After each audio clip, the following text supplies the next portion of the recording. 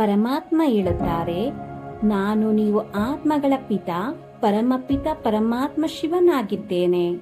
ನೀವು ಆತ್ಮಗಳ ರೀತಿಯೇ ಅತಿ ಸೂಕ್ಷ್ಮ ಜ್ಯೋತಿರ್ಬಿಂದು ಆಗಿದ್ದರು ಜ್ಞಾನ ಗುಣಗಳಲ್ಲಿ ಸಿಂಧು ಆಗಿರುವೆ.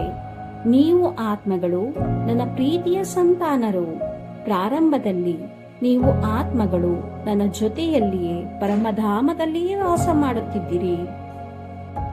ನಂತರ ಜನನ ಮತ್ತು ಕರ್ಮದ ಅವಿನಾಶಿ ಅಭಿನಯ ಮಾಡಲು ಈ ಸೃಷ್ಟಿ ಎಂಬ ನಾಟಕ ರಂಗಮಂಟಪದಲ್ಲಿ ಅವತರಿತರಾಗುತ್ತೀರಾ. ಇದು ಅನಾದಿ ಅವಿನಾಶಿ ನಾಟಕ.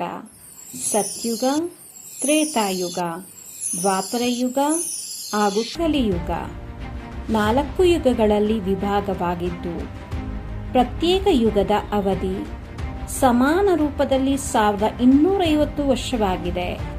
ಈ ಕಾರಣ ಪೂರ್ಣ ಕಲ್ಪದ ಆಯಸ್ಸು 5000 ವರ್ಷ.